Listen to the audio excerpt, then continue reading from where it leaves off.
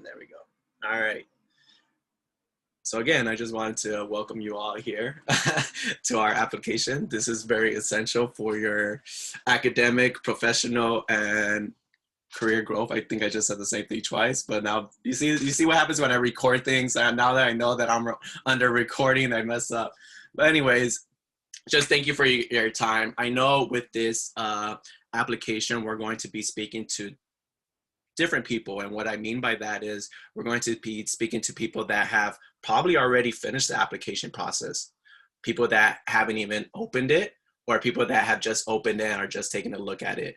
So this is 3 different components of different people. So if you feel like there's something that we should talk about or a question that you have, please wait till we're done with the slide. And then that way we'll open it up to some questions. So this is your opportunity.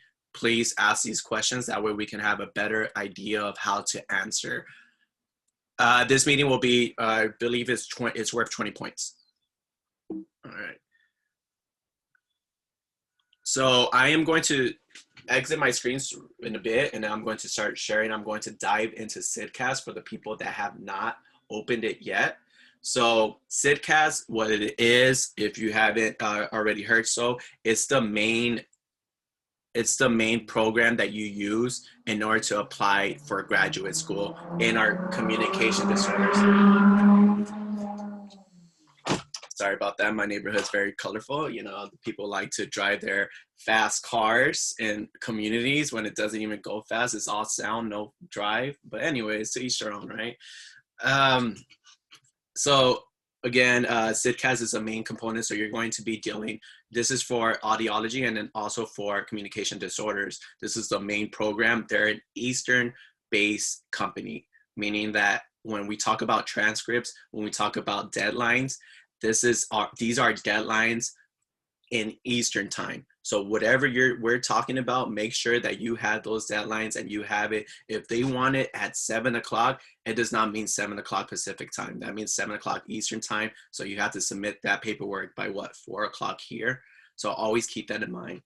And one thing that we're going to please consider when we're talking about this, and of course, like ask me questions based on this once I take a deeper dive into SIDCAS, is always keep in mind of how many schools you're applying to. Reason why I say that is because this is a part that's going to be very expensive.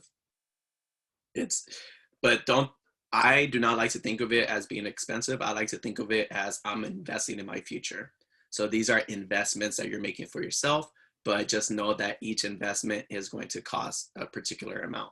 I believe each application for a school is around, through SIDCAS, I think it's around $75 to $125. I'm not so sure. Don't quote me on the number, but I know it's pretty hefty. So you add that to all the schools that you're applying to, it adds up. Not only that is that you're applying to SIDCAS, but you're also applying to My Cal State Apply or something like that. That itself is another website that charges itself. So you're dealing with 2 costs for one school into 2 different applications. Of course, it also depends if you're applying out of state. So if you're applying out of state, you're still going to use SIDCAS, but you're not going to be using My Cal State Apply. You're going to be using whatever. Thank you, Patsy. It's $130 for each application. So when you're thinking out of state, you're going to have to apply through a different type of agency, and this wouldn't be My Cal State Apply. Also, you have to think into or put into consideration, well, are you going to be applying to audiology or are you going to be applying to SLP? So one thing that I just found out before, I think it was before Chuma's cohort, you were allowed to apply to both the SLP and audiology programs at Cal State LA, but now they changed that. So you can only pick between audiology or SLP for Cal State LA. But if you want to apply to, like, let's say the SLP program here at Cal State LA and apply to the audiology program at, let's say, Sacramento State, for an example, then you could do so, but you cannot apply to both for Cal State LA. You're going to have to choose which field do you want to go into. And so yeah, so keep into mind how many schools you're going to be applying to and whether or not you're going to go out of state. So right now I'm going to take a dive into, let me stop my share right quick. I'm going to dive into SIDCAS. That way for the people that have not opened it, they have a better idea of how it looks like and how to navigate through it. I'm going to just talk about briefly my experience with it. And then afterwards, please ask me questions about this. So this is a general platform for SIDCAS. You know, one thing that I would recommend you guys doing for those that are just opening this right now is to definitely go into the personal information right away. They're going to ask you a release statement. They're going to ask you basic questions about your, you know, biographic information. Sorry, I couldn't say that word. And just fill it out. It's very easy. These are things that you should consider doing right away just because it's very easy and it gets things done. So you want to complete it. They're going to ask you different questions, of course, like your current address and such. As you see here, citizenship information, race and ethnicity, and other information. I think the other information that you put here is just like the languages that you speak. And it's just like common, like where it's like, you know, applying to FAFSA. So this is very easy stuff that I consider you doing right away. Oh, and then this is a new portion that I didn't know, you know, if you've been impacted through COVID. So this is brand new. Again, this is something that you have to write in. So if you know that takes a little bit of time, definitely start considering targeting that right away. Now, the next component that you're going to have to do is you're going to have to input all your academic history. Every school that you apply to, every school that you attended, I should say, even if you withdrew from a class at a community college that you spent maybe just one semester, you have to put that information in there. If you received an F in a class, you have to put that information in there. All classes, everything that you have done throughout your academic career, you have to do it.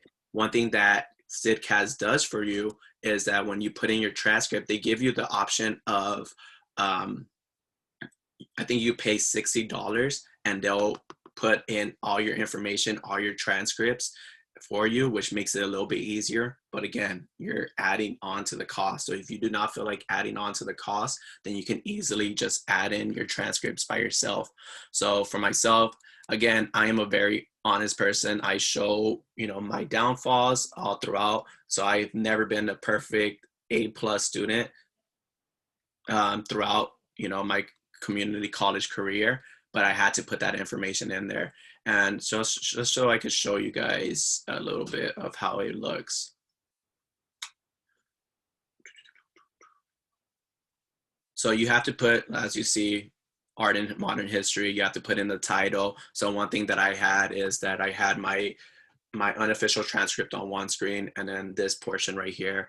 Of course, this was pre-COVID, so I was able to go to the library. I had my music. For me, this is something that I enjoyed because it was just like putting in information. So I felt it like therapeutic. Of course, this is, you know, everybody's different. So if you feel like, you know, this is going to take a long time and you do not want to pay, then start tackling it on just because it's tedious work and you have to put in so much. So as you see, you know, you have to put in every single class. And it gets tricky here when it gets to the course code.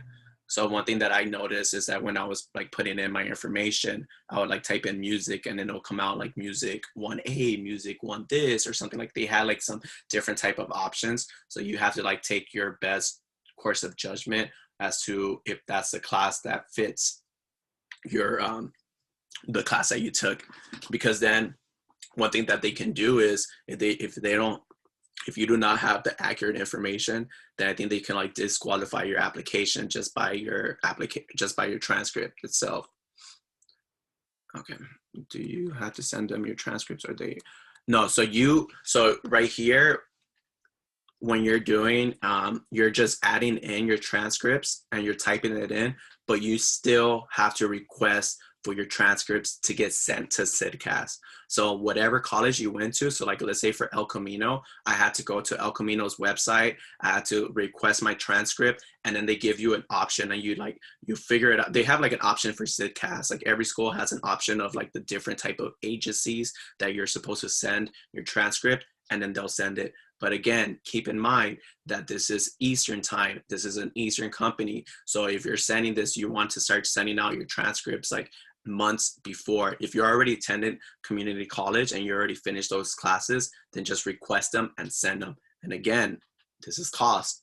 You know, when you're requesting your transcripts, it's going to cost you money to send them out. One thing I know for myself, I can speak about my experience, is that when I was sending my transcripts from CalCLA to CIDCAS, I was still in school at that time when I was applying. So I asked CalCLA to send my transcripts once my grades have been posted. But again, we have another slide just for transcripts. And then Anais will go into depth about that, just because she has a nice experience of what happened and what could go wrong. And I think it's very beneficial for you guys to understand that things like this can easily go wrong and it could jeopardize your application. I don't want to scare you, but these are things that we also have to keep in mind too. So you want to make sure that everything that you're doing is safe. I don't feel bad if you have to call that school and be like, hey, did you receive my transcripts? Because I did that so many times. So definitely do your transcripts, put in that information. If you have the $60 and you're able to pay for it, by all means do so. Supporting information, this is where you're going to add, I believe, like your resumes, but this is where you're also adding your letters of recommendation. So I think it's right here under evaluations. This is where you create your evaluation request and you send this out to whatever professor that you ask to write your letter of recommendation to. It'll give them the link, like all you need is their full name and their email, and they'll send them their private link for them to submit their evaluation.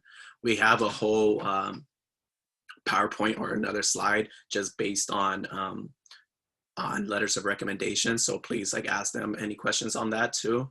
But just know that for when it comes to like, let's say asking for your letters of recommendations, I'm pretty sure some of you already done so.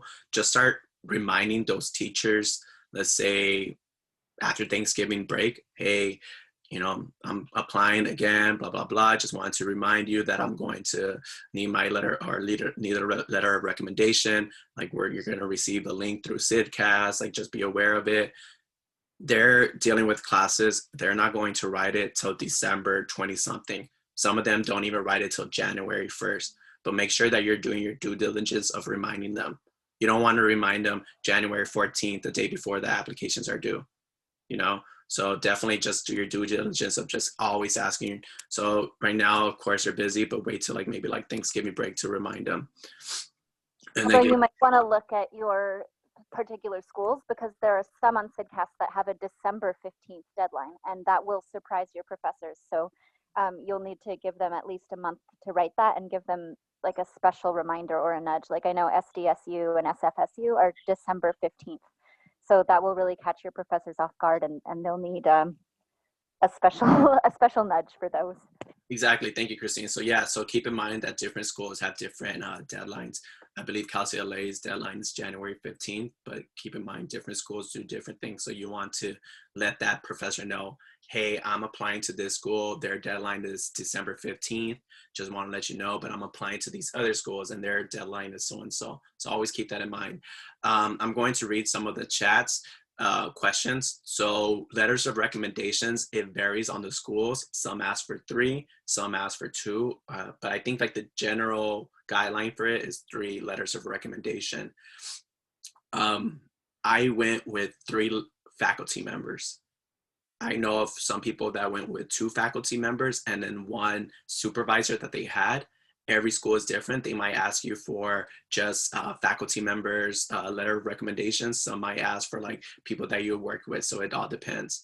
And then another question. So if you're taking your classes right now in the fall and you're applying, you could do both. You can send your transcripts right now as they are, just to have it saved, like they have something there. And then you can also send, there's an option where it says, send my transcript once grades are posted. So once fall grades are inputted, they send it through CIDCAS. That's like, December 16th or so. So like, let's say if you're dealing with some schools that deadline was like what Christine said, December 15th, then you should send them your unofficial or your transcripts as of right now and just let them know that you're still finishing up these classes and you'll send them once you're done. I have a question Brad? about that. Yeah, give me 1 second. Just for clarification, do you send your transcripts and input your grades through Sidcast? Yes. And then Chuma, I heard you say something, and then I heard someone else say something. Yeah, I think about the whole posting your transcript after the grade is posted. I think if I remember correctly, it allows you to input the classes you're currently taking. Yeah.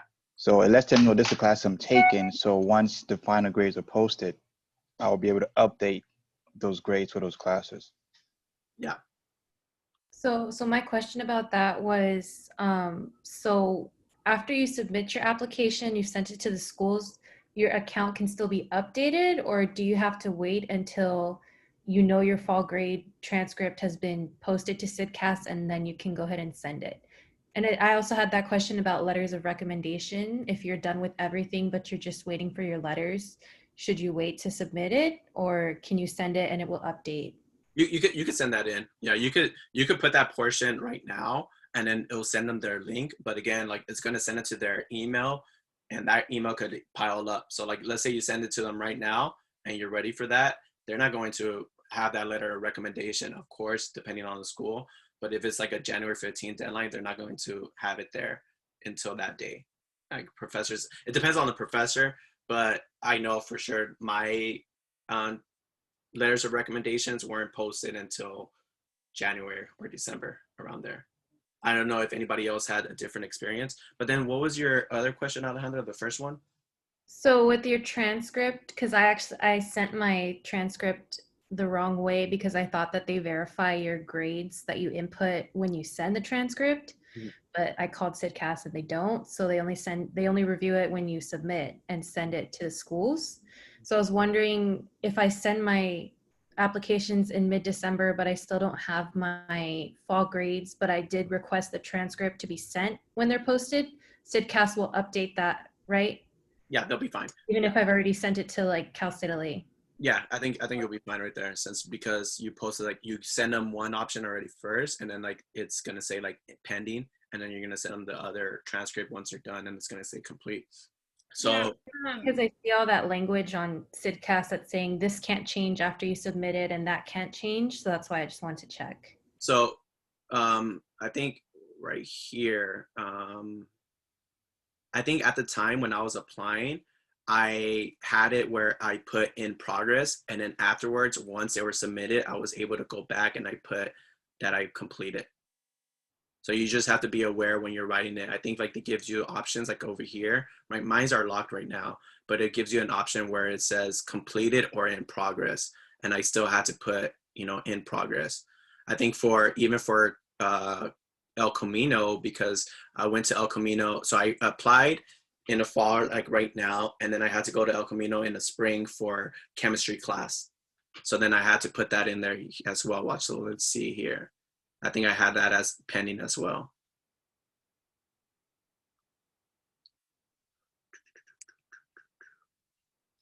You guys are going to see my progression as a student, from being a fail student to being an A+ student. Nice.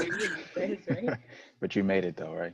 But exactly. Oh, so like here, look at, it says spring 2019 graduate is in progress. Since I already applied and it was going to be in the spring and I was going to already be accepted, I didn't have to go back and change my grade, but this is for spring, if that makes sense. All right, and let me see.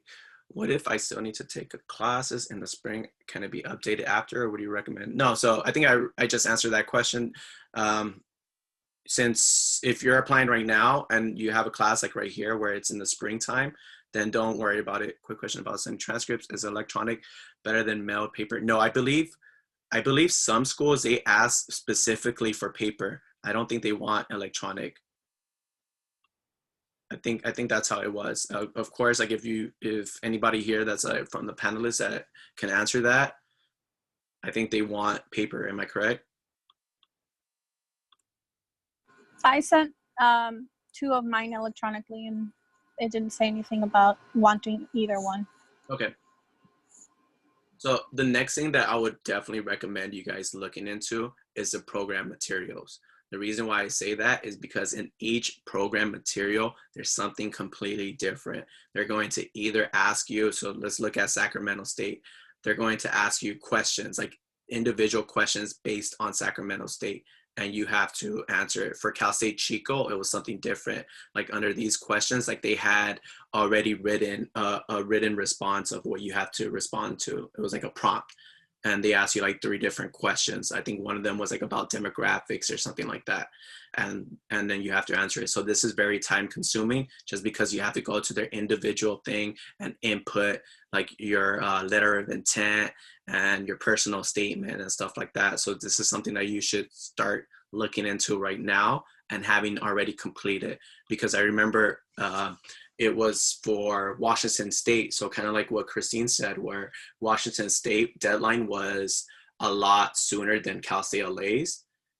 And then I thought I was done. I was ready to submit. I was just like, all right, it's January. I forgot what day. And I was like, all right, submit. And it said, oh no, like you still need to complete this. And I had to write, I forgot what it was, but I had to write some other questions for it.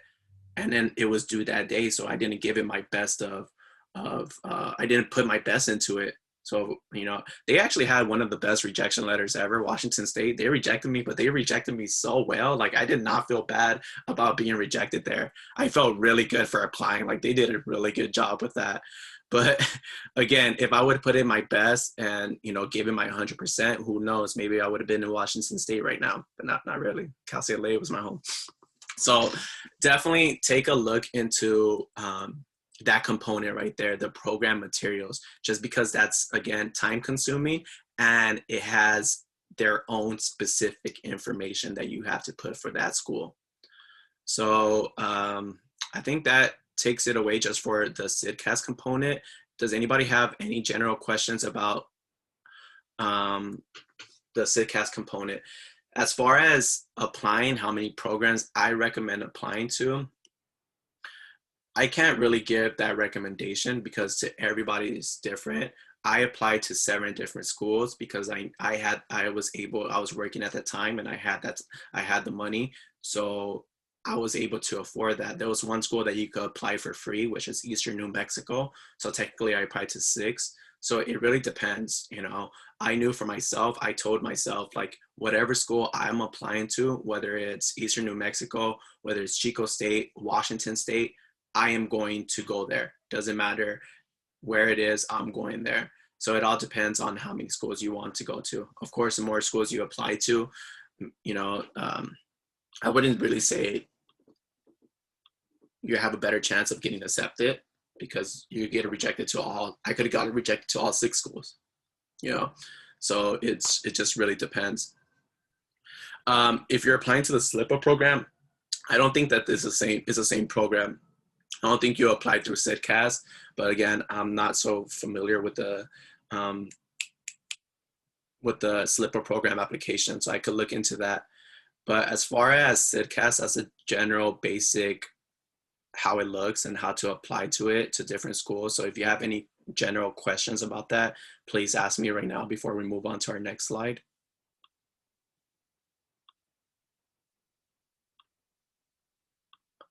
Give me, I see some. I'm in my first semester of junior year. When should I start applying for CIDCAS? I would say your senior year. So that's going to be like the year that you're about to graduate. So I applied once I was complete. So I was technically a senior and that's when I applied. Miss SLPA, I didn't have to. So yeah, Jimmy just said that, you know, he was a SLPA and he didn't have to apply to CIDCAS. So let me go on, let me move on to the next slide. Share. Give me 1 second. Oh, crap. So again, please, if you need to unmute yourself, that way we can answer your question.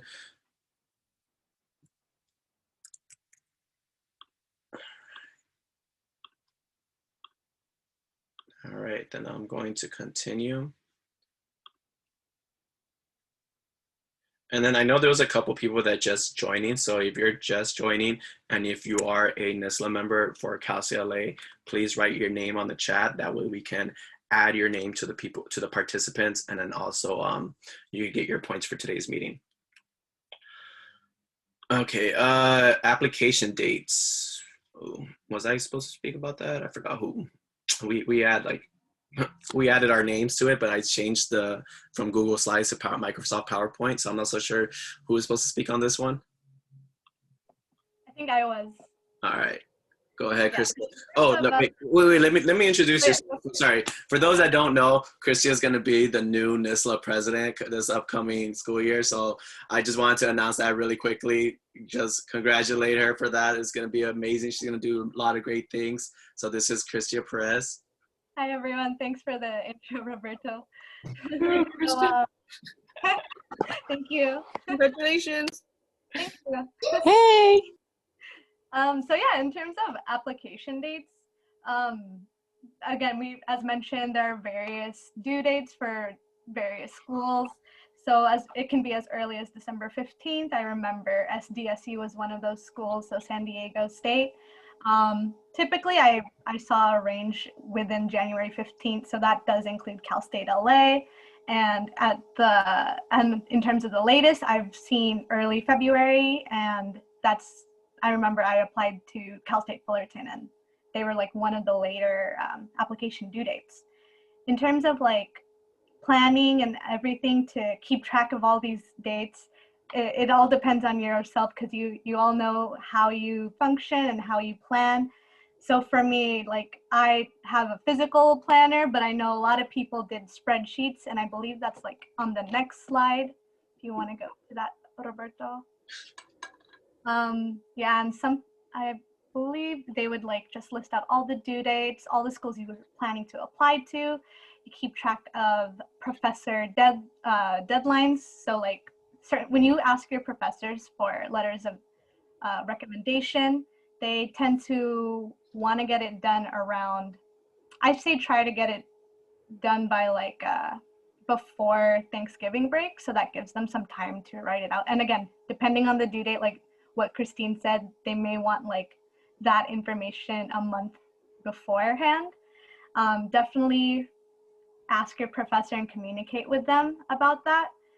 And in terms of test scores, you can, for those who haven't like done the GRE or anything yet, I know it's different with the situation with COVID, but for me, I know there were like 4 free test scores that you can send out right after you've done the GRE.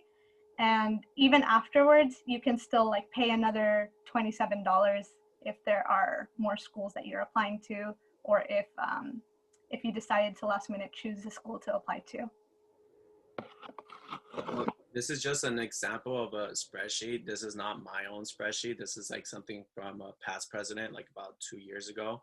So look at how they just separated everybody's application. So she broke it down if whether or not you have to apply through CIDCAS, because some schools you don't have to apply to CIDCAS.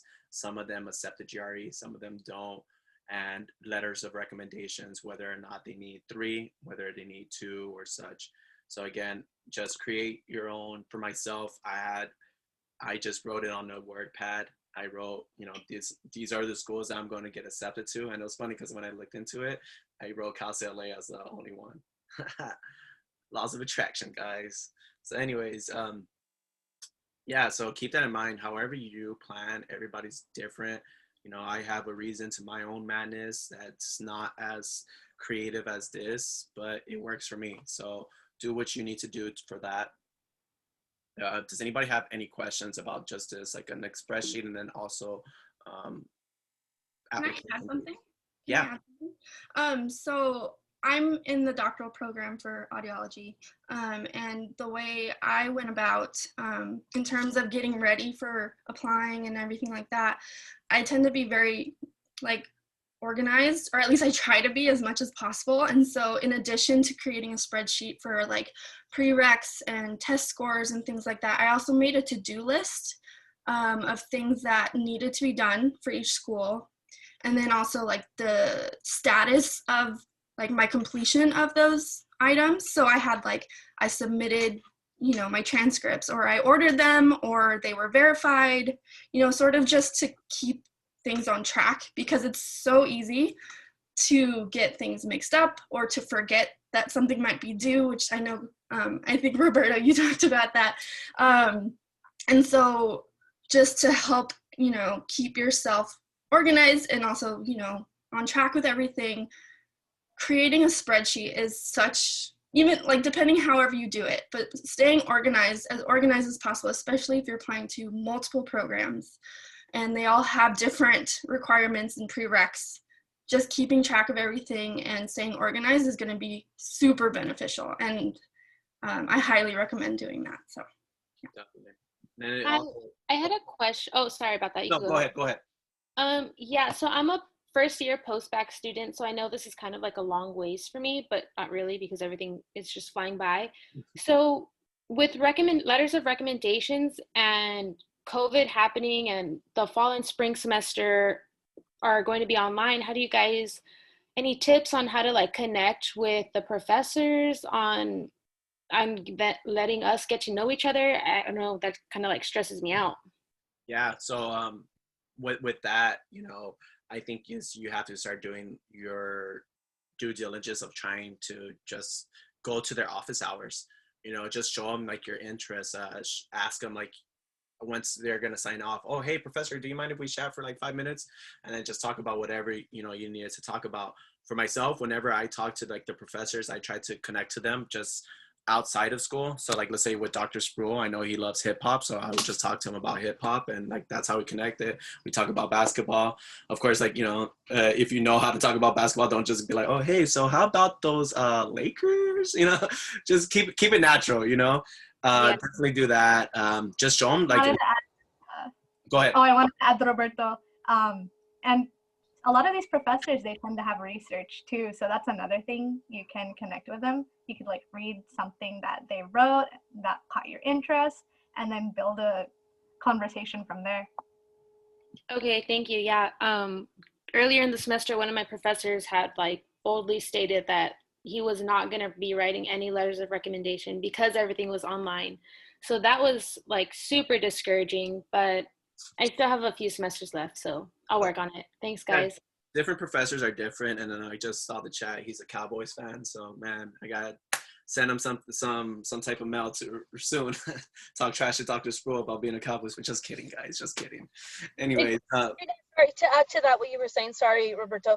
Make sure you participate in class. I understand it's difficult because we're not in the face-to-face setting, but make sure that you make yourself known. I don't know, wear something that stands out when you're in Zoom. Make sure that you participate. Raise your hand, say your name, wear a colorful shirt.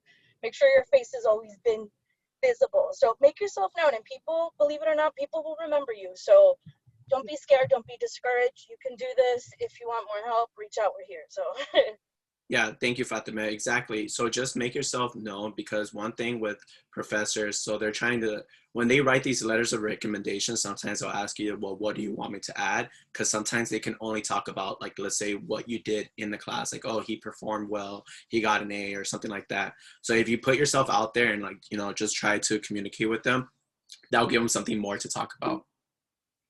So thank you guys. I appreciate it. Roberta, can I add something really quick? Of course.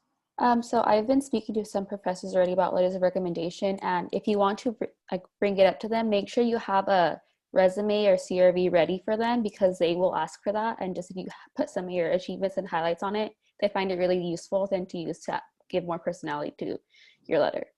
Exactly. Thank you for that. And then I saw on the chat, someone asked, would it be weird if you sent you ask an audiology professor for a letter of rec? I don't think so. I tried to. I only had her for one semester, so I understand why she said she would not write me the letter of recommendation. But I wanted to have an audiology professor. That way where I can show that I'm flexible in both subjects, if that makes sense. So I think that would be really great if you can. So next up, Anais is going to talk about transcripts and then also add her little experience, so that way you guys can learn from her experience. Okay, well, Roberto said a lot of the things I was going to, but so it wasn't a good experience that I had, but it's a useful one to share. So everything on CIDCAS said that all my professors, all my all my schools that I was applying to had my transcripts, but I called to follow up with Long Beach, CSU Long Beach, and I called like the day before the application was due just to double check, and they're like, no, we don't have your transcript, sorry.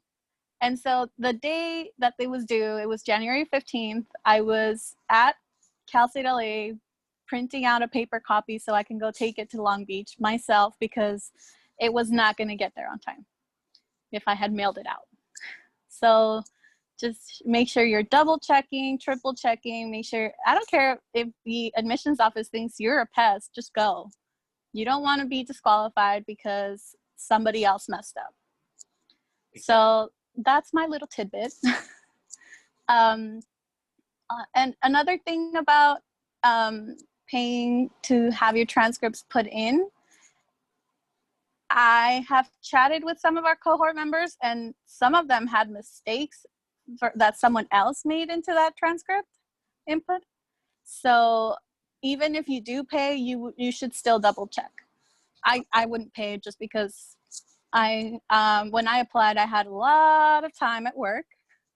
I was front desk at a hotel, so I was just behind a computer all day anyway, so I could do whatever I wanted, and that's something I did. So like Roberto said, you have to get an official transcript from all your colleges, and it can be paper sealed envelopes like I took to Long Beach, or it can be the e-transcripts. And even if you took one class, like Roberto said, you need to have your transcript. Like I was like Roberto, I did not do that well when I first started college. Ooh, a long time ago.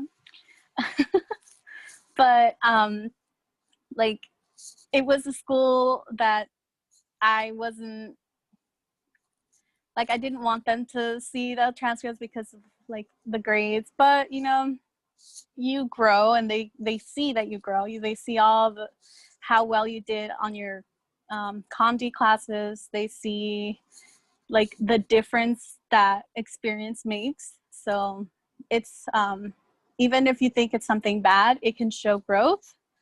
So that's always something good too. And like it says here, your applications will not be processed if all your transcripts are not received. So if I had not taken my transcript to Long Beach, they would not have processed my application and I would have lost money. Yep. Next. Okay, and okay, so for the first bullet point, you can send your transcripts when you're applying to SIDCAS, but I wouldn't send them to a school until you've applied, because they can't really do much with them. Like what, they're just there in a folder and they might not be matched up together. So make sure that you're sending them in a timely manner as you're applying. So they have like your application, they have all your paperwork together, and so that nothing gets lost. And also double check and call, be like, hey, do you have this? Do you have that? Just so they have everything. Oh, and you don't have to send your Cal State LA transcripts to Cal State LA because they already have access to it. So save some money there. That's only for Cal State Apply, right? Because through SIDCAS, you have to send your transcripts from Cal State LA to SIDCAS, but exactly what Annie said, you don't have to send your transcripts from Cal State LA to Cal State LA. Yeah. And I was gonna say something else. Oh, okay. So how Roberto was talking about make sure that you build enough money for the applications you have to that you want to send. You also have to keep in mind transcripts cost money to send, so you need to be aware of that before you start picking, oh, let's go with 15 schools. Maybe don't go with 15 schools. That seems like a lot. Perfect, thank you. Again. Does anyone have any questions? I know Roberto answered a lot. I had a question, so for the transcripts, so I know you guys recommend after SIDCAS, but if we apply through CalApply, then can we send our transcript, or do you recommend waiting with the SIDCAS profile being sent to the universities? I think you have to I don't know if you have to send them to Cal State Apply.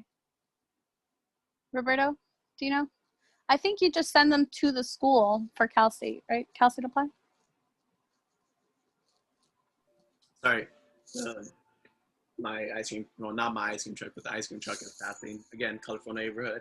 I think through Cal State Apply, I think you still have to send your transcript. I'm not so sure, because I think with Cal State Apply, you just don't have to send your transcript to Cal State LA since they already have it. But through the other schools, I think you still have to. Christia, do you remember that? Or Amy, since you guys, or Stella and Jimmy? It depends on what schools you're applying to make sure. I think Cal State LA, you didn't have to apply, but there's some schools that require you to turn it into like their own thing. So like not even Cal State Apply. Like I know CSUN had their own thing that you had to send them to.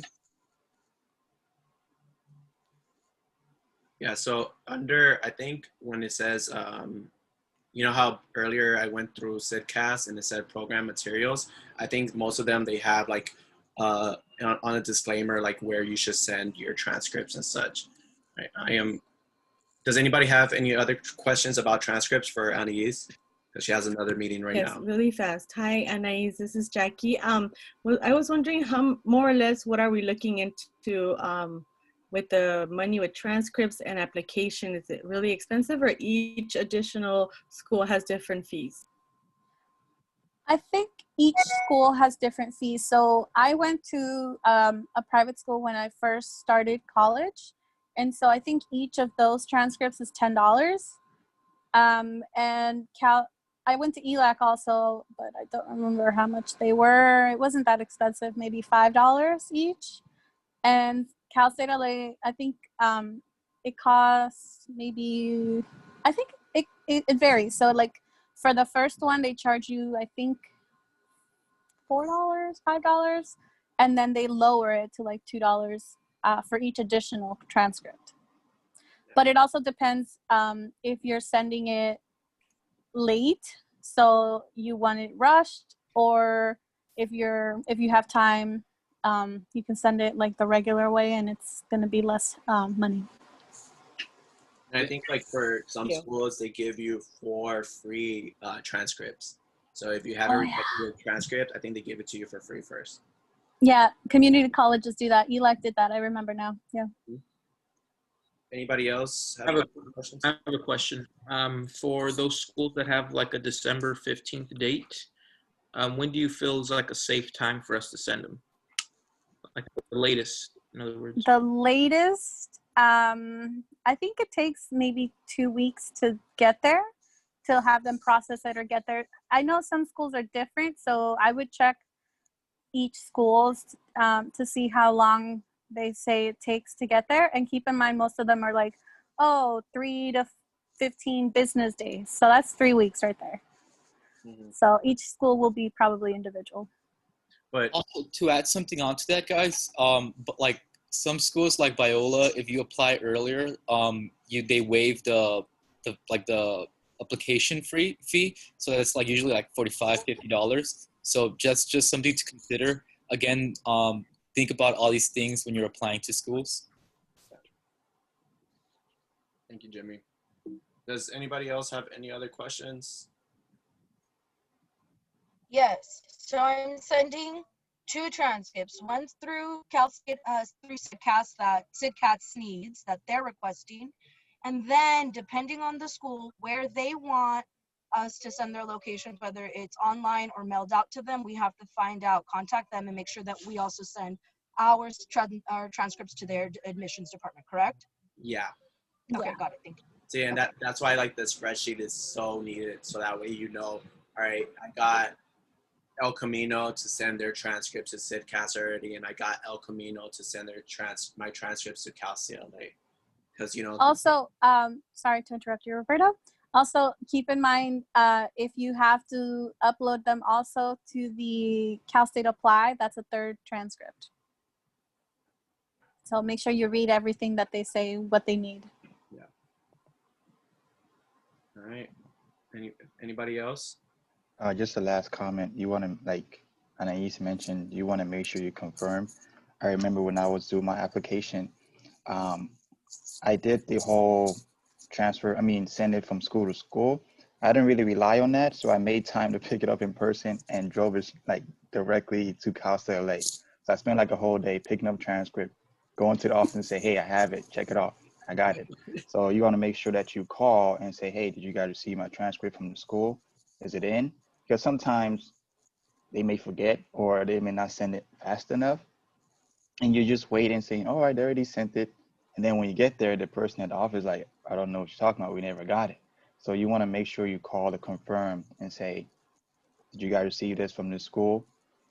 And they're like, okay, if not, I don't know how it is now, but if you're able to pick it up and drop it off in person, that is like the fastest way and cheaper because you're not paying for the shipping fee of transcripts or something. And you know that you handed it to the right person and you have everything you need. And you can ask them all the questions you can in person. So just make sure you confirm. Yeah, I was gonna add sort of piggybacking off of that. With SIDCAS, I know like once you have like submitted your application, you'll get it like a notice that your transcripts were received and verified. So if that doesn't happen right away, it doesn't hurt to reach out to SIDCAS. I know I did that a couple times because I was worried the deadline was approaching and my transcripts hadn't been received yet. And so I actually, I called them, I emailed them, and they were saying that they're on their way or they're there and they're still in the process of being verified. So this also ties into the importance of the spreadsheet. Again, like we keep mentioning, just make sure that you're on top of everything and just, yeah, keep track of where things are in the process. Yeah, exactly. So exactly what Chuma and Rebecca were saying, there is a possibility that your transcript could get lost in the mail. Again, like these accidents happen, so that's why you have to be double checking. All right. Does anybody else have any questions? Because again, I know Anais has a meeting. All right. Well, thank you, Anais. Appreciate you, fam. Bye, guys. Good luck. Hey, have fun. All right, thank you. All right.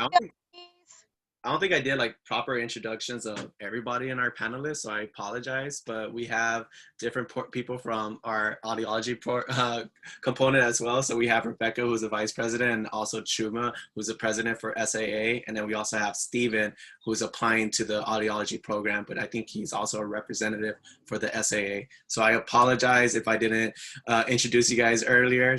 But just for everybody to know, these are people that are already in the graduate program. Christia, Jimmy, and Stella, they're part of the SLP program as well. So let me just keep going. So resume. Sorry, Arlene is also here. And then Arlene, I apologize. Oh my God, I'm so sorry for that. All right, so Chuma, I think you're on this one, right?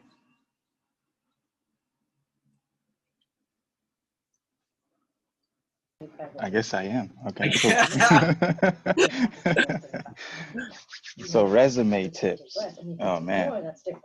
So this is where a lot of confusion may come up because you're trying to figure out what am I supposed to put on my resume? How am I supposed to write it? Honestly, give me a minute.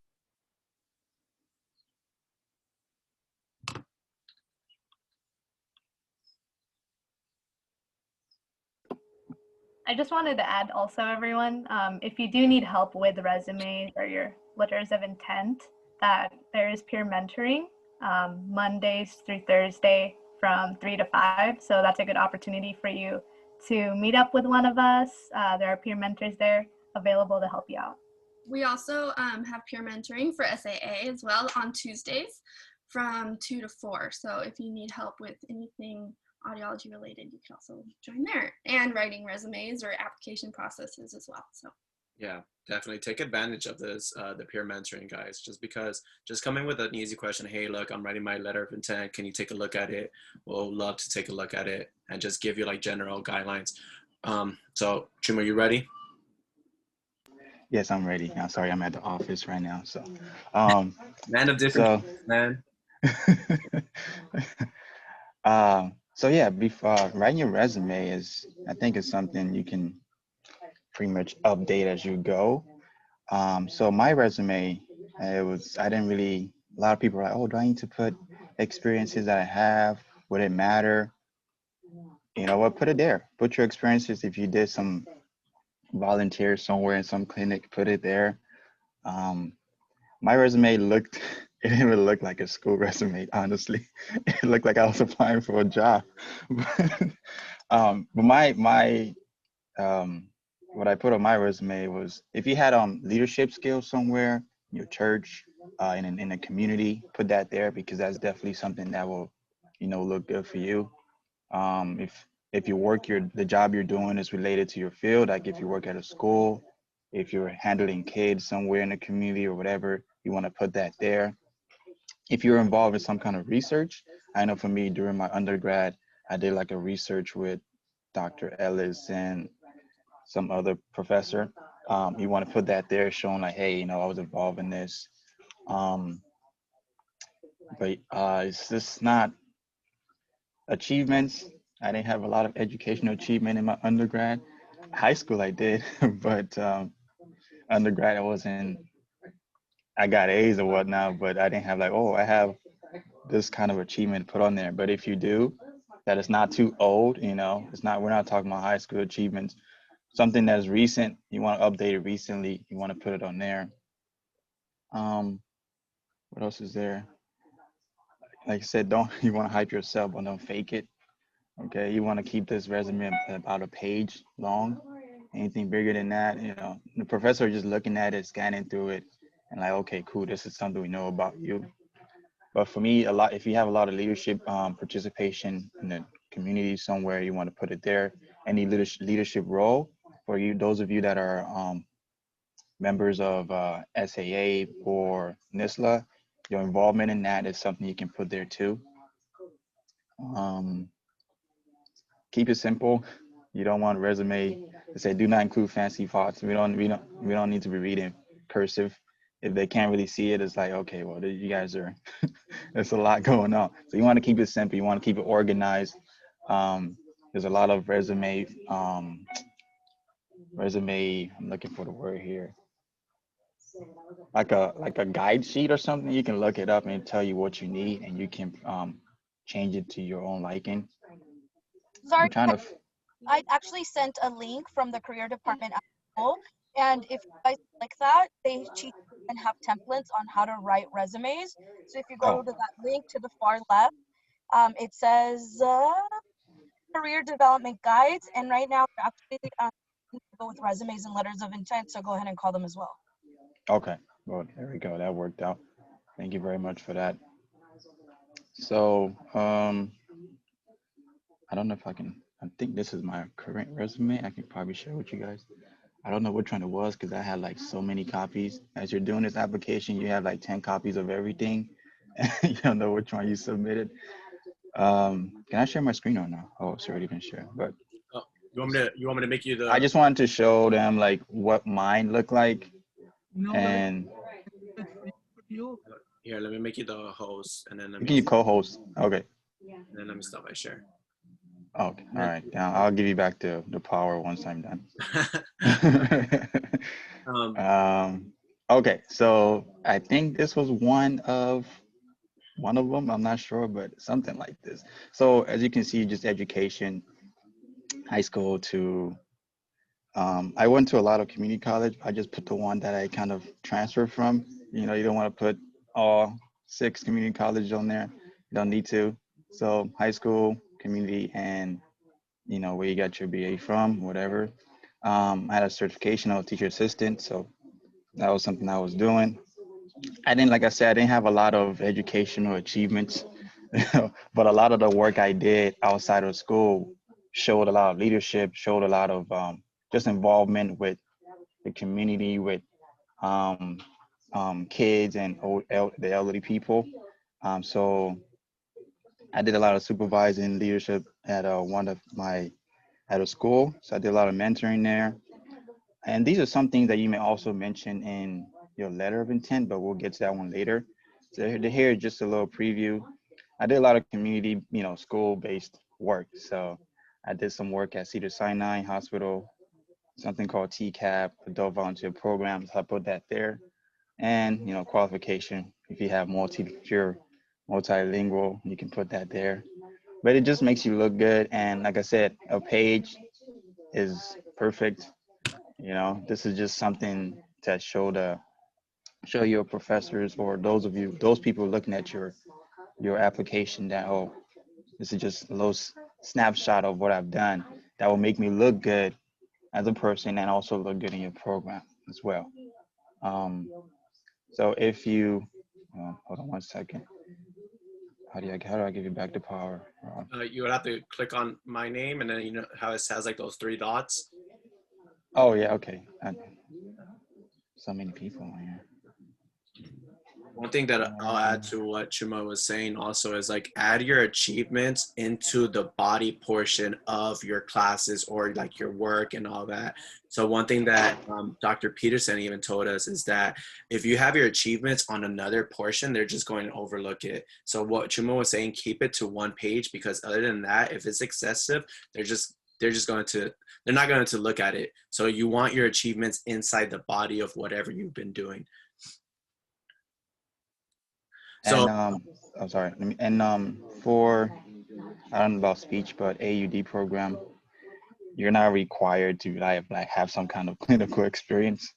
Oh man, I need to have clinical experience to get in. No, it's not a major contributor. It looked good, but it won't make you look like, oh, you're 100% sure getting in compared to somebody who has no clinical experience. So you want to think about all your achievements, all the things you've done, and kind of bring it down to one page. Those things that are more important, that will look like, okay, I'm ready for this field. You guys can pick me because this is what I've done. So you make it look good, but don't make it look over excessive. One page, clean font, nothing crazy, nothing like, oh, cursive, fancy. No, make it look clean, and that's pretty much what you need there. Another thing, thank you, Chuma. So I think someone asked, like, if you don't have experience, like let's say with kids and stuff. I know someone that did not have any experience just like that, who was a waiter, and he used his skills as a waiter. He said, like, he has great people skills. He's able to communicate with so and so. So you try to find a way, like what Chuma was saying, try to find a way to relate. Whether you're a car dealer, Smith, or something like that, you have good people skills. So now I know we're going on to time, so I'm gonna go on to the next one. It is letter of recommendations, I believe, or letter of intent. So I believe talk about that too. Stella and Christia, right? Oh, okay. I thought I was talking about that too, but I'll chime in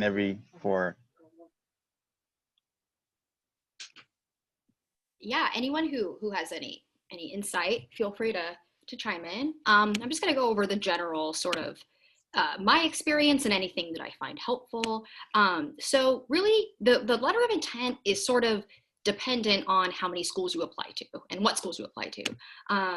So obviously, if you are applying to more than one school, you're going to have more than one statement of intent, but in general, among the schools, there are commonalities that they ask for. So a strategy that a lot of people do, that I myself did, and I believe Christia did, is you write a general essay that covers sort of all the relevant experiences you've had that make you a strong applicant, like the document up here says.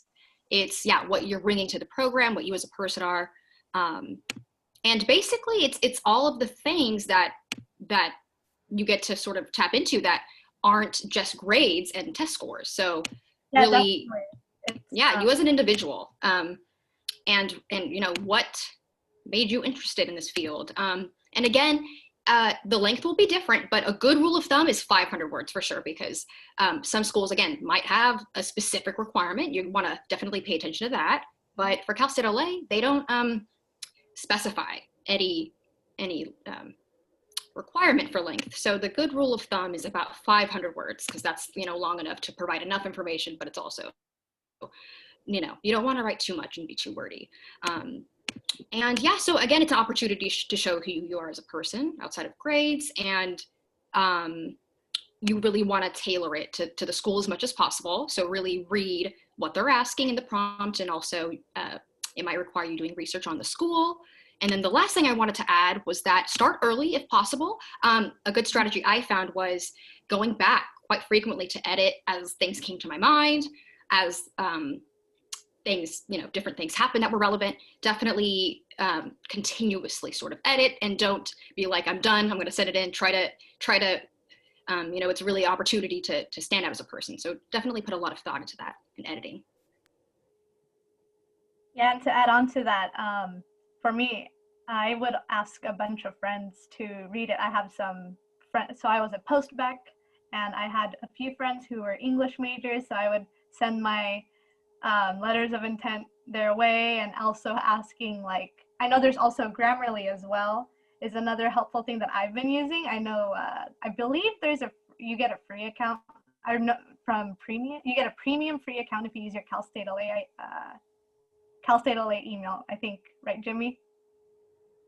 Yes, there's also a link. If you just look up apps Grammarly CSULA, there's a link that would take you directly. So yeah, that's a really good resource to have. Thank you for bringing that up, Pristia. And there's also, I remember Roberto mentioned that there's a writing center as well. I haven't utilized it, the one at Cal State LA, but that's another like really great opportunity. And again, peer mentoring, where they're Monday to Thursday for NSSLHA, and I believe for SAA, they're on Tuesdays from 2 to, I'm not sure your times SAA, but for it's 2 to 4. 2 to 4. Okay. For us, it's 3 to 5. Yeah, and don't be afraid to get as many eyes on it as you can. I know it's it's uncomfortable, but especially people who take advantage of people you live with, your family. Just, hey, from your perspective, does this sound good? What do you think? Yeah, just try to get as many sort of different perspectives on it as you can to make sure it's tip top.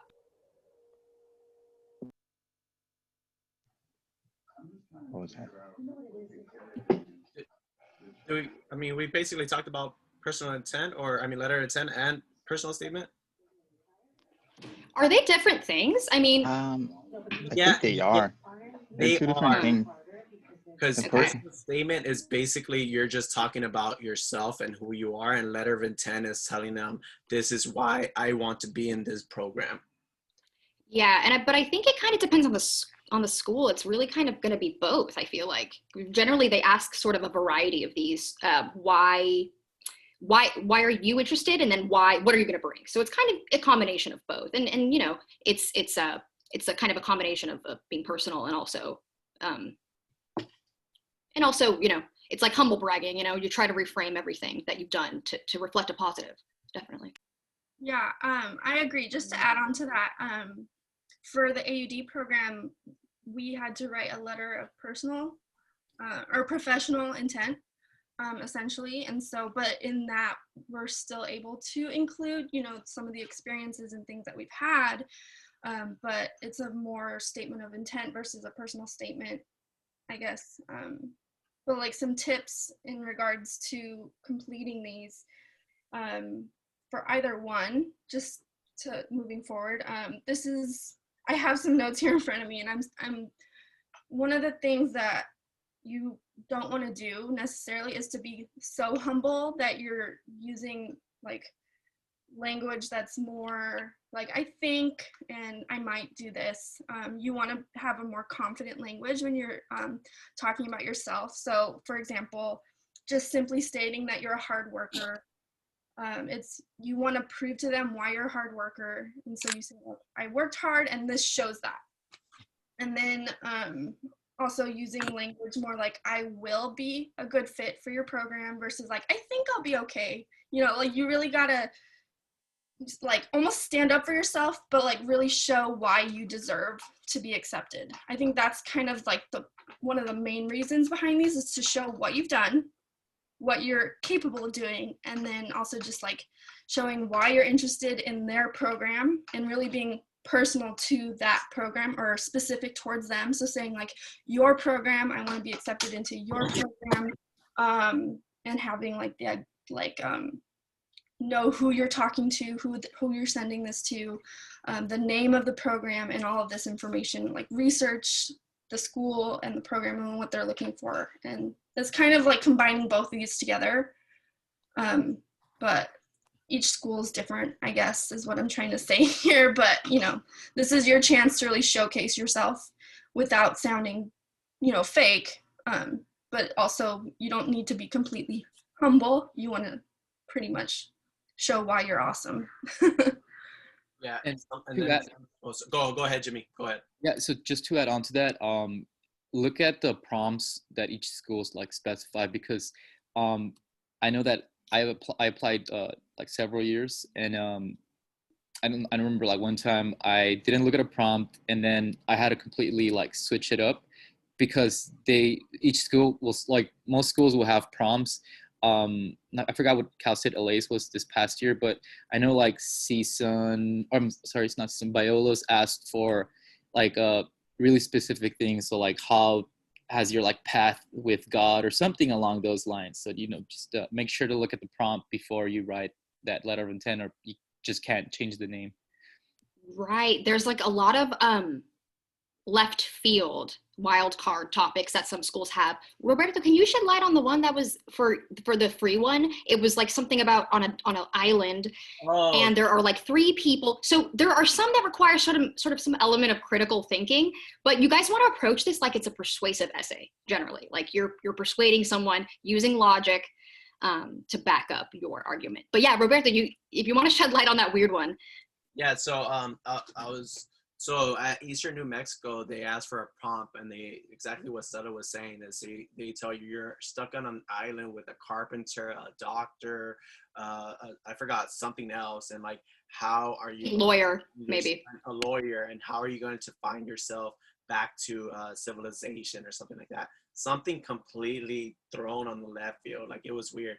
Other schools might ask you, I think it's Cal State San Marcos, to film yourself. So they ask for like a personal statement, but you have to film yourself saying it or something like that.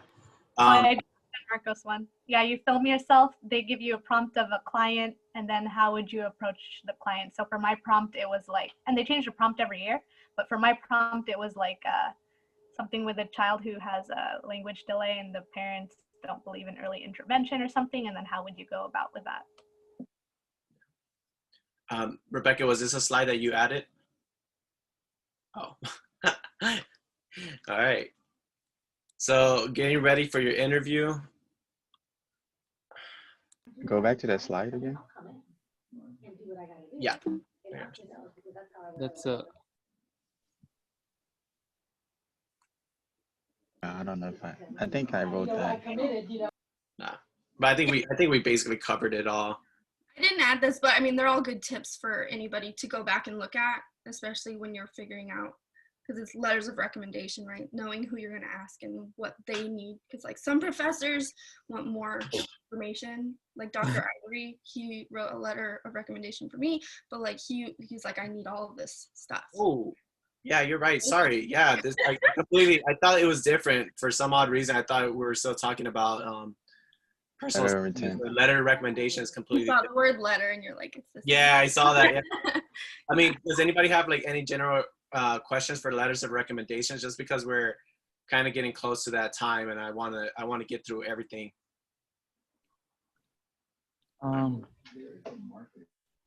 Roberta, really quick, just to like let everyone else that's applying know, some schools do require an actual letter of rec from someone that knows you in a clinical sense. So just make sure you read that really carefully, because some of them do require that third letter to be that.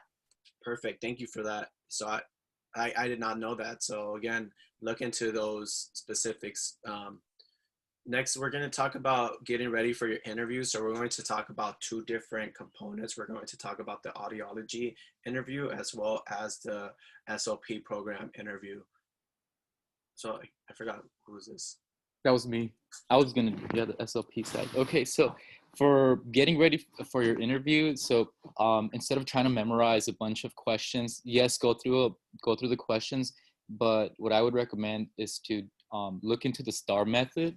So that's just a strategy or way to organize your approach to questions. So a lot of times the questions will be asking the same thing. So give me an example of a time you had to work with someone that wasn't doing as much wasn't doing much in a group work, or sometimes like tell me about a time you had a conflict. So a lot of times these questions will be asking for the same thing. So the best way to approach would be, or to have a strategy. So the STAR method, S stands for situation. So you would set the scene and give the necessary details of your example. So when did this happen? Was it at work? Was it at school? And then the task for the T is this task. So describe what responsibility was in that situation. So we were, I don't know, doing some language group work. And then the actions that you took, I approached that person, the result. So that's just a strategy. I'll put some links on the chat so you can get more information on that. So just what I want you guys to get out of this is just that think of the STAR method and use it to approach. Because it's much better than trying to memorize a bunch of questions and trying to answer them. And so, and again, I think forgot, someone mentioned in the chat having skills that might not sound like they're relevant to ComD, but they can be. So you would just have to tie it in, and especially like if you put this on your resume or in your letter of intent, or it's something that, because remember, you want to stand out during the interview. These people are doing a bunch of interviews all day, so you want to make sure you stand out. So even if you didn't have a work relevant in ComD, I think someone in the chat again mentioned corporate. So just have that. Just bring it up. It could even be like, I don't know, you did roofing with your family members or something like out. You had there's always going to be conflict, or there's always going to be group work. So you want to make sure that you're able to tie it in. And there's a lot of fundamental skills, collaborating, conflict resolution. And you want to show them that you are a good person, that you've taken from those experiences and are able to translate it into the ComD. Because again, these people are, or when they accept you, they're taking you in because you will be an investment to their field, and you're going to make this program better, or you're bringing something to this program. So you want to highlight those kind of things. So also remember, if you go to an interview, make sure to bring a resume with you and talk about those things that sometimes they'll just like bring it in, put in their binder, but you want to talk about the things that you want them to remember to you. Like, I want them to remember that I am a hardworking person, that I'm good at collaborating. I'm not an angry person, I'm not a passive person, but I am good at collaborating with people, and I will bring this to the ComD program. And who's going to do the audiology side? I think we'll tag I had a team few. on that. Yeah. So like Roberto said in the beginning, this is my last year of my undergrad, and I'm going to be applying to programs this upcoming year. So I'm going to share in the chat 2 links that I've been kind of using to prepare for interviews. The first one is from a pediatric audiologist. It's her blog. And she actually talks about everything that we've covered so far: letter of intent, personal statement. If you are going into audiology, and kind of how to tackle those things. And then the second link is from National SAA. And they also have some tips on the interview process, and then just some things to ask from like the programs that you're applying to. So those are 2 links that might help you if you're applying to audiology programs. Perfect. I can add some like little tips, being somebody who did go through the interview process for audiology, talking with Dr. Ivory about what he looks for. They already have your application. They already know how smart you are. He like what he told us is he likes to know the type of person you are.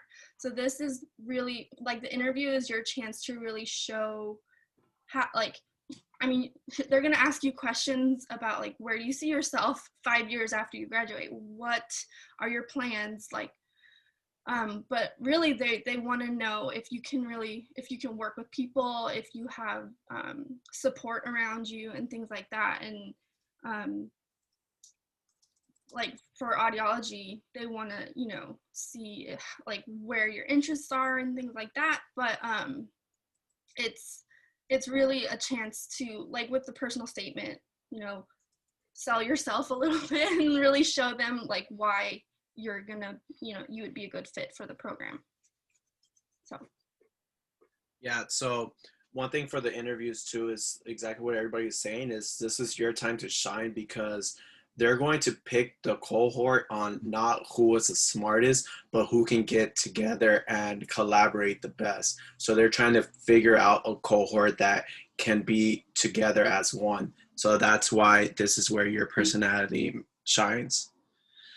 All right, and then some things that are considered as achievements. So Dean's List, if you had a scholarship, if you're ever in, sorry, I should have put NSSLHA and SAA, so I apologize for that. But if you're a part of NSSLHA and SAA, oh, I have it right there too, so I kind of saved myself.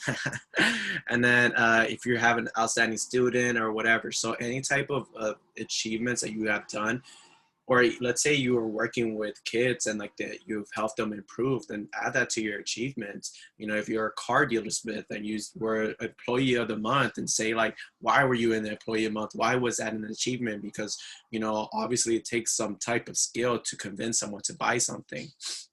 And I'm just going to speed up on this. So a couple of just facts. These are just, I think you guys can, if I show you guys the slides afterwards, you guys can take a look at it and just read them yourself. It's just answering any simple questions, so just take a look at that. But I think I just wanted to say this, the last few minutes or last, like, let's say 10 minutes to have just basic Q&A. So this is your time if you have any questions. One more thing regarding the interview. I think most interviews now will be done online, so make sure you have good connection. You don't want to be talking and you lag out. So that's one. Also, you have to also understand that the professors who are interviewing you might be doing a lot of these interviews. So if the interview goes bad, it may not be because of you. It may be because they're just like probably tired or just like, oh my God, this is just another person. Let's hurry up and get this over with. So you want to try to relax. And sometimes rehearsing what you're going to say to a certain question is not always a good thing because they're not looking for like that robotic response. You want to show that personal skills. I can interact with you. I can chat with you. I can laugh with you, but also show you that I'm a good candidate and this is what I stand for. In regards to, I forgot. Anyway, but back to what a lot of colleagues said. A lot of questions may come from your resume, from your letter of intent. So this is a chance to elaborate on that. But keep it very short. We're not talking for hours, like a 20-minute interview. So elaborate on it and provide more details that you didn't provide on your letter of intent or personal statement. Okay. And I wanted to add on, someone mentioned the SLHA application process on the chat. So I just want to say that ask Dr. Paulson for any questions regarding that. And because he is the main one to accept or reject, you should try to get to know him and tell him or show him that you want to do that SLHA program. So by you just asking him, that's already showing your initiative. And so contact him and ask him questions and get to know him really well. I'm sorry, what was his name again? I heard a voice, but not really sure what you asked. What was the name? Dr. Paulson. Oh, Mr. Paulson. Okay. One thing I also wanted to add, I should have added a slide for this, but this is a very anxiety-driven application. And your mental state is going to be checked during this application. So please take the time that you need to rest, to find some way to just escape, to do something, have your support from your family, because it's really hard to have to write about yourself, having to, hype yourself up without being modest.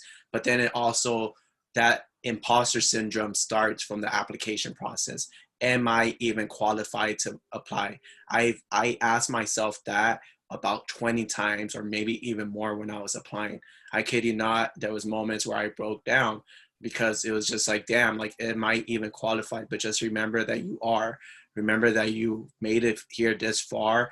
You have done all the work necessary.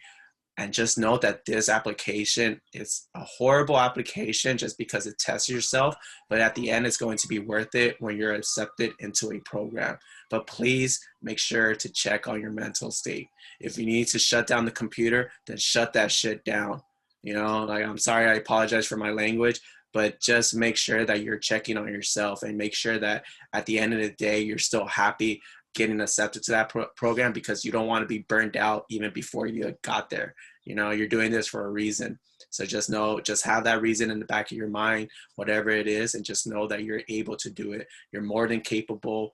You're going to be an amazing person for whichever program that you're accepted to. But yeah, so does anybody have any other questions?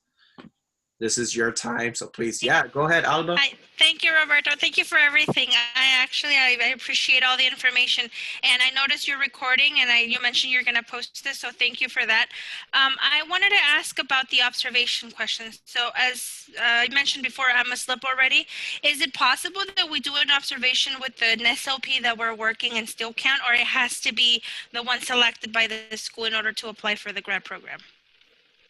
Wait, oh, you're talking about like observation hours, like those 25 observation hours? Yes. Okay, so for those, I think it has to be with someone. I'm not so sure if you know, damn. Roberto, can I speak to that? Yeah, please, thank you. Okay, so they need to have their certificate of clinical competence, and they need to hold current ASHA certification. But they just need an ASHA. So as long as they hold their C's, they're fine? And they need to have current ASHA certification. Okay, awesome. So that will count.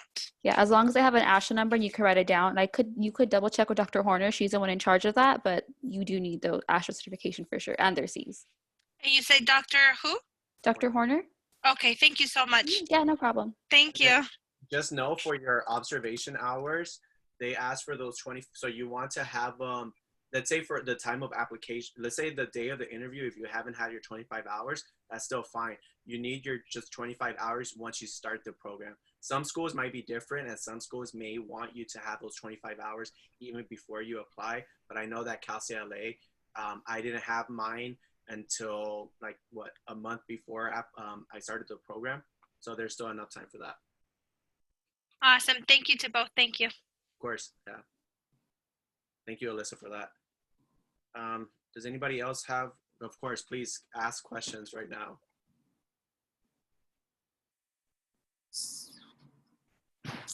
And guys, I just want to remind you again, like going back to what Roberto was saying earlier, if you get rejected, it's not the end of the world. Just check your rejection letters, because I got rejected like 16 times from different schools. So just contact them and ask them, what could I do better? What could I make myself like a better candidate? And I know Roberto said, what is it?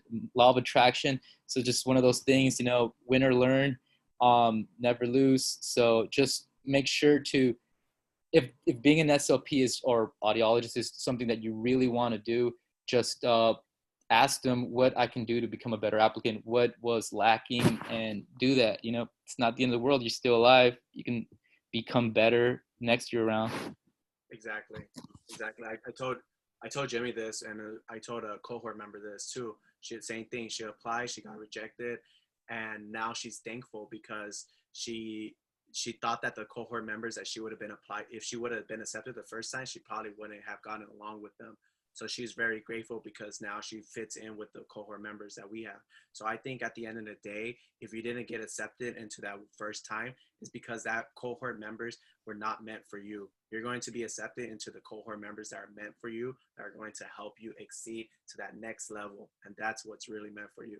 Whether or not, whatever your beliefs are, for myself, I do believe in laws of attraction and of course a higher God, but then that's, you know, a different conversation. But just know things are meant for you, and things will fall in place. If there is no other questions, then I do have one more question. Sorry. When you guys were saying that you guys were not accepted the first time, what are some suggestions to do on that year until you're running the process again to reapply? I mean, do you apply to an additional master's program? I don't know, maybe child development, something else? What do you do? Did you just, I mean, for me, I'm a slip-up, but for those who are not in the SLP field yet, what do you do to keep busy and active so you can add more things to your resume? Well, I Sorry, Roberto, go ahead. No, I was saying that's a good question. Go ahead, Jimmy. Yeah, so I wouldn't apply to a that child development thing because that's not something you want to do. I would suggest contacting each school that rejected you and asking them what was the reason. Like I know I got like rejected from Biola and they said my interview skills were lacking. So if that's what they said, then maybe I could practice interview skills.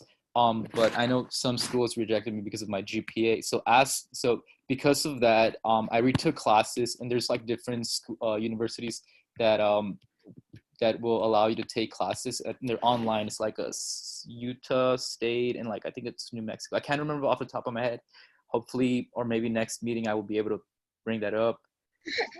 Check, but I retook classes over the summer. But you also have to talk to Dr. Flint or whoever's in charge of that now or will be.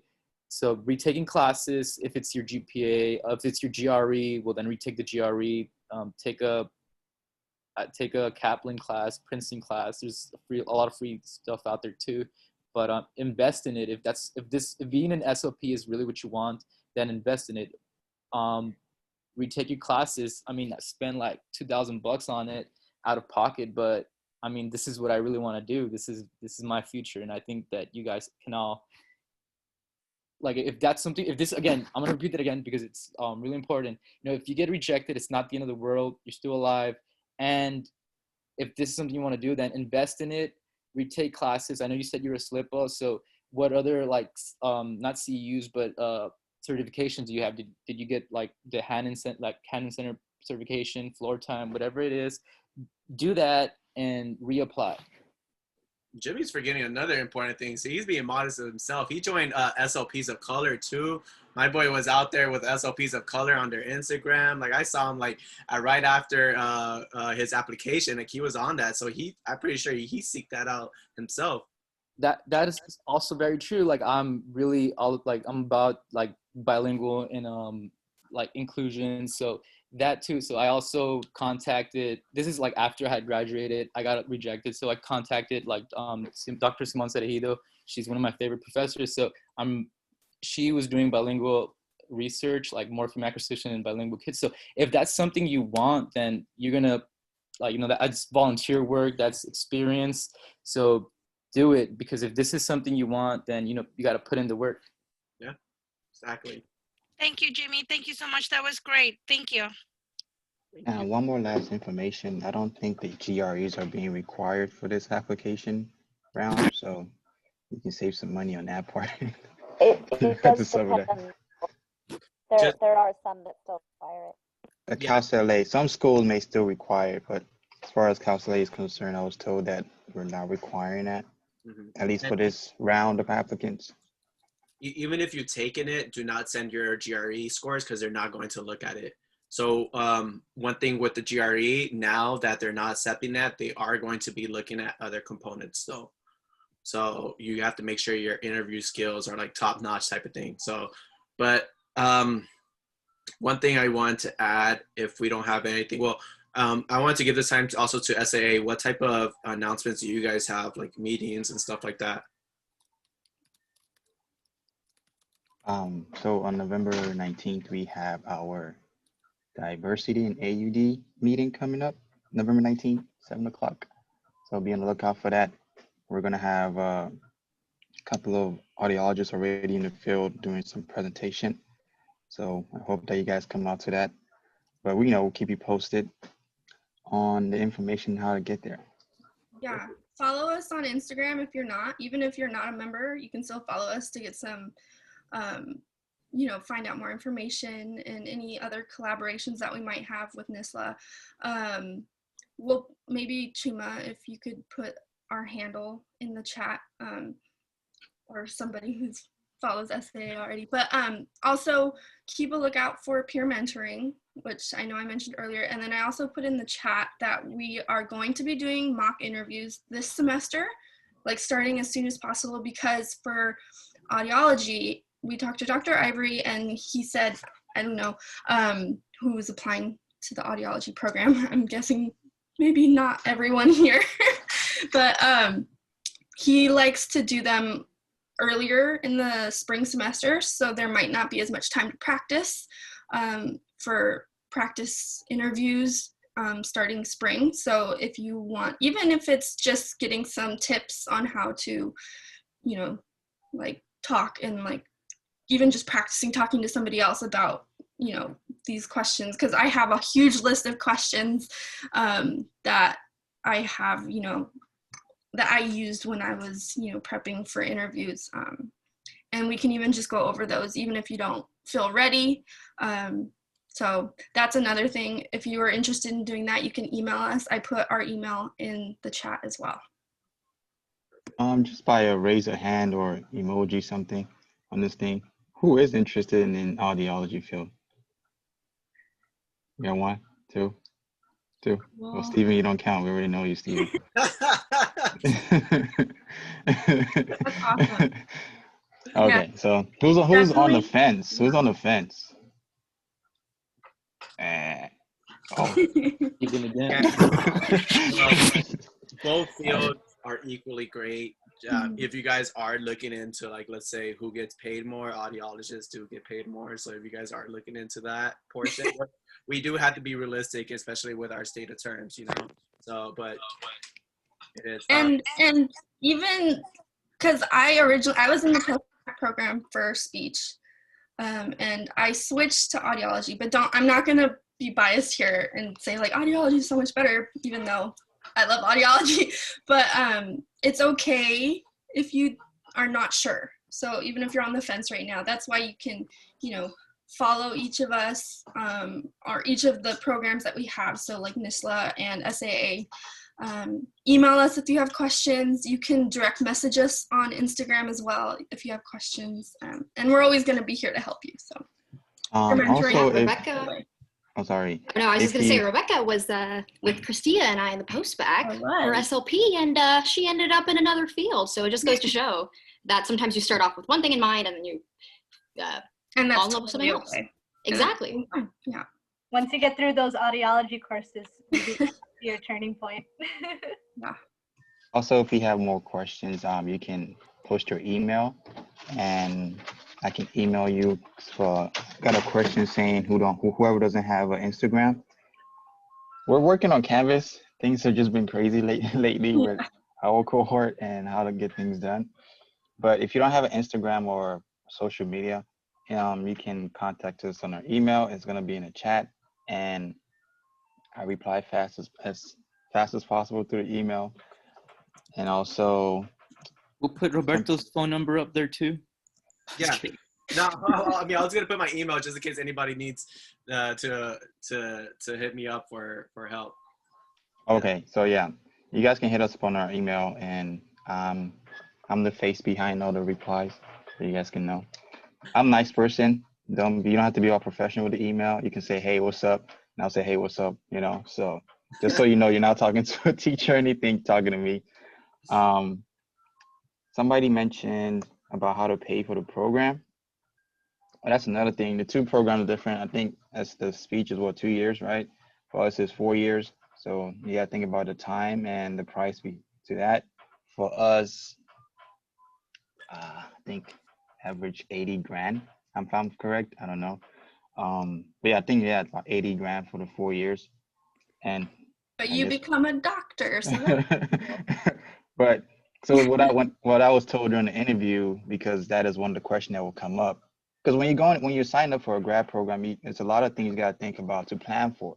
One is time, one is the financial part of it, and those are things you got to think ahead of time to know that, all right, I got this in place, because you don't want to end up in the program and then 3 semesters is like, oh, I don't have the money. You wasted your time.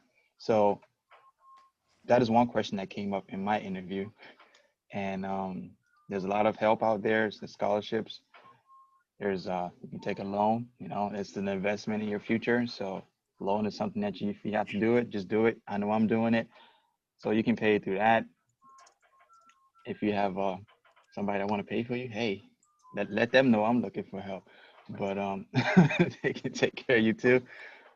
But yeah, if you have more questions, because I know we're running out of time, definitely email us and I'll let you know how that works.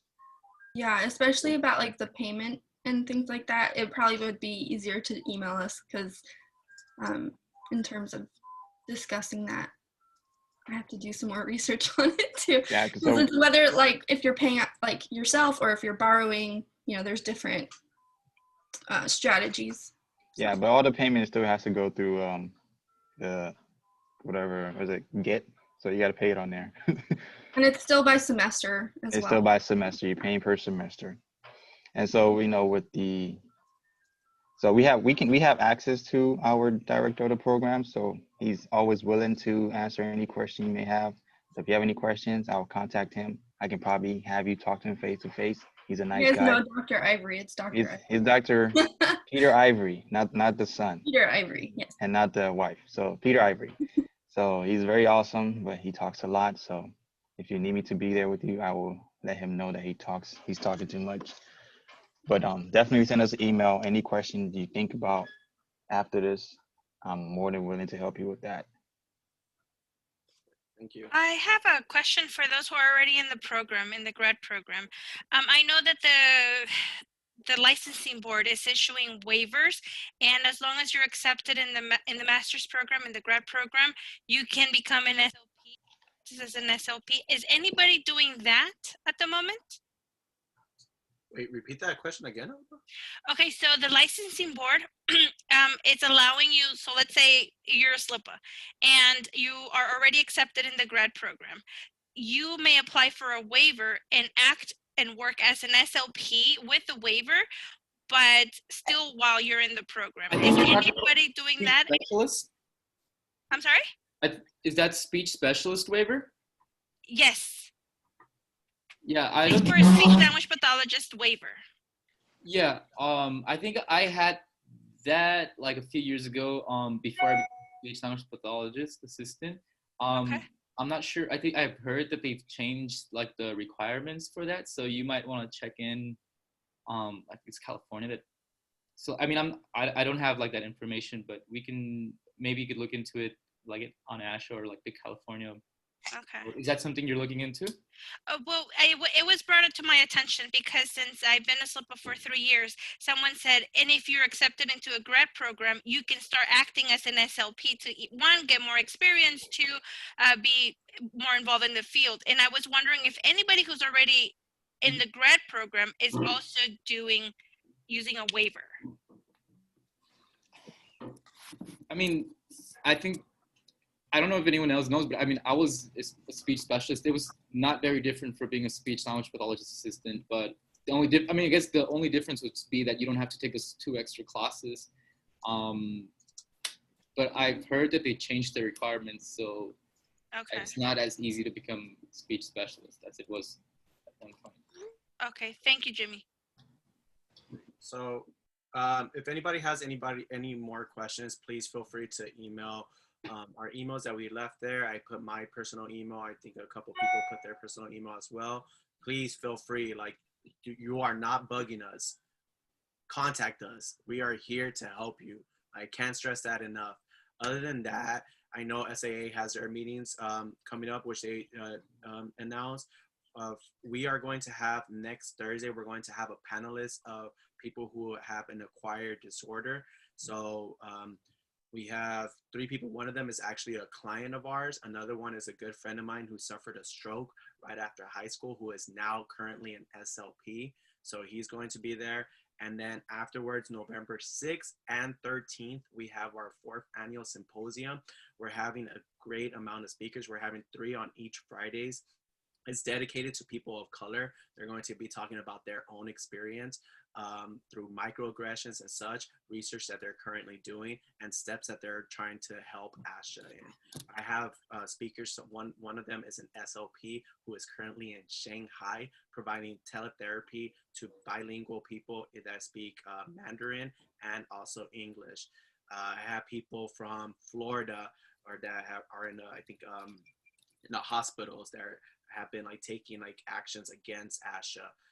We have this other special, it's just a really great, it's going to be amazing. How many points are those meetings in November? Our next meeting next Thursday is going to be worth 25 points. Our symposium is going to be 6 points per presenter. So since there's 6 of them, that's what, 36? No, whoa, I can't math right now. 36, right? Yeah, that is, right? 6 times 6 is 36, right? Yeah, See, the Canvas says 36. 36. All right, perfect. Yeah, see, there it is. All right, so that's how much it's going to be worth. Please join us. It's going to be great. We're going to release the flyers and post it up on Canvas soon. So just keep, if you haven't already, please write your name. That way we can count your names for for your points for today. So if you haven't already done so, you're good.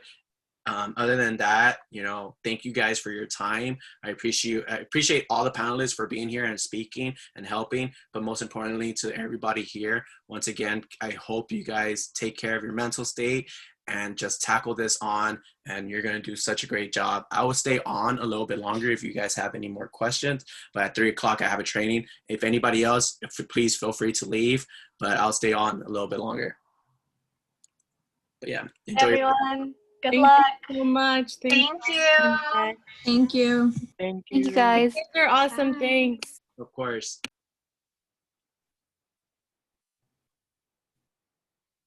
Yo, Rob, you want to stop recording? Yeah, let me stop it right now.